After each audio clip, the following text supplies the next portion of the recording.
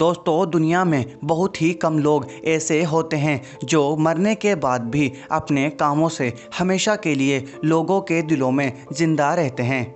उनमें से एक हैं मशहूर पेंटर लियोनार्डो दा विंची, जिन्होंने मोनालिसा पेंटिंग बनाई थी। तो चलिए दोस्तों, आज हम लियोनार्डो दा विंची की इस मशहूर पेंटिंग मोनालिसा के पीछे के राज के बारे में जानेंगे। तो वीडियो की ओर चलते हैं। दुनिया की सबसे प्रसिद्ध पेंटिंग मोनालिसा पेंटिंग को लियोनार्डो दा विंची द्वारा ही बनाया गया था, जो आज भी फ्रांस के म्यूजियम में मौजूद है। और दोस्तों, इसकी कीमत भारतीय रुपयों के हिसाब से 5,253 करोड़ रुपए है। कहा जाता है कि मोनालिसा पेंटिंग को अलग अलग एंगल से देखने पर मोनालिसा की स्माइल अलग अलग नज़र आती है, मगर यह रहस्य भी आज तक एक रहस्य ही है।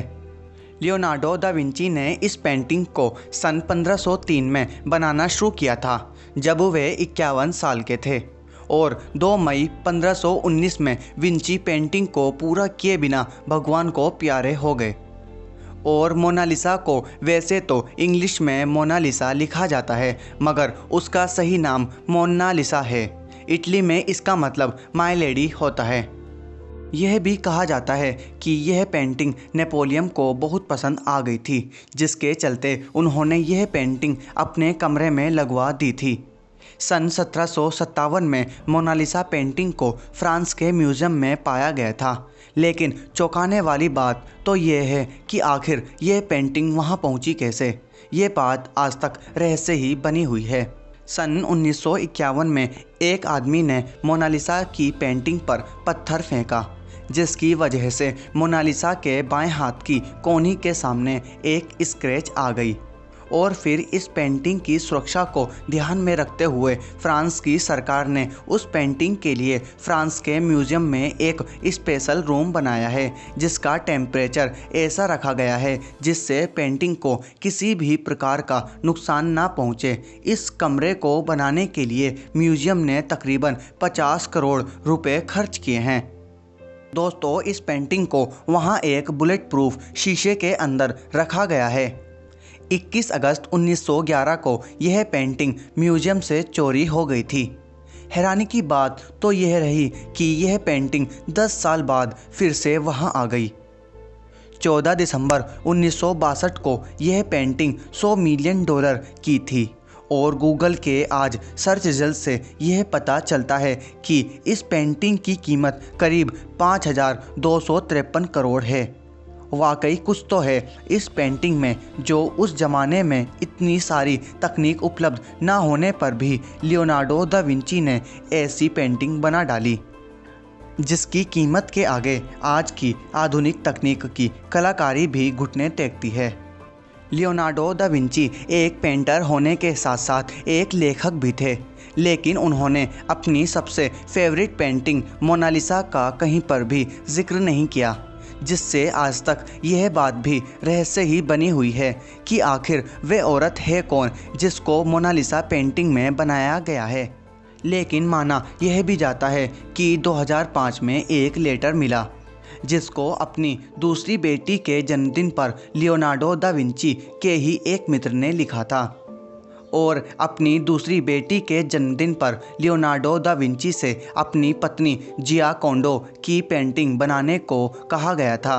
उस वक्त विंची इस पेंटिंग पर काम कर रहे थे, इसलिए पूरी तरह से यह कह पाना उचित नहीं होगा कि जियाकोंडो की तस्वीर मोनालिसा है। 2004 में एक वैज्ञानिक पास्कल कोटी ने मोनालिसा की पेंटिंग को स्पेक्टर लाइट्स टेक्नोलॉजी के हाई इंटेंसिटी लाइट और मल्टी लेंस कैमरे की मदद से अलग अलग लेयर्स निकाल ली, और उससे उन्हें यह पता चला कि मोनालिसा पेंटिंग बनाने में विंची ने जो पेंट इस्तेमाल किया था उसकी मोटाई 40 माइक्रोमीटर थी, यानी बाल से भी ज़्यादा पतली, जिसमें कोयला भी शामिल था। यह बात भले आपको रहस्य ना लगती हो, मगर रहस्य तो यह है कि इस तस्वीर में इतने पतले पेंट का इस्तेमाल करने पर भी यह आज तक यानी 500 सालों से भी ज़्यादा सालों तक सुरक्षित है। इस रहस्यमयी तस्वीर को बनाने में लियोनार्डो दा विंची ने स्फूमेटो तकनीक का इस्तेमाल किया है, जिसमें पेंटिंग में कहीं आउटलाइन नहीं होती। अगर कहीं पर होती भी हैं तो उनको दो रंगों से मिलाकर सीमलेस बना दिया जाता है।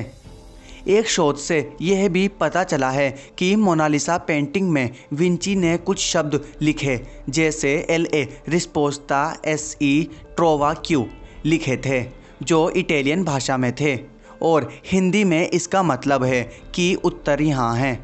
इस बात से यह पता चलता है कि शायद विंची इस पेंटिंग में छुपे मैसेज को बताना चाहते हों, मगर वे इससे पहले ही ईश्वर को प्यारे हो गए थे और यहाँ एक रहस्य और छोड़ गए। हाल ही में वेबसाइट पैरानॉर्मल क्रूकाइबल ने यह बात बताई कि मोनालिसा की पेंटिंग में एलियन छुपा है। यह बात कितनी सच और कितनी झूठ है इसकी तो वैसे अभी पुष्टि नहीं की गई, मगर जब हम मोनालिसा की दो पेंटिंग लेते हैं और दोनों का मुंह दाएं और बाएं मिलाते हैं तो बीच में एक एलियन जैसी आकृति बनकर आती है। यह बात तब ज़्यादा सोचने पर मजबूर करती है जब यह आकृति वहीं बनती है जहां पर विंची ने लिखा था कि उत्तर यहाँ है। दोस्तों, इस बार की वीडियो आपको कैसी लगी? एक बार लाइक व कमेंट करके ज़रूर बताना और साथ ही इस वीडियो को अपने दोस्तों में शेयर करना ना भूलें। और मिलते हैं ऐसी ही रोचक जानकारी की अगली वीडियो के साथ। जब तक के लिए धन्यवाद।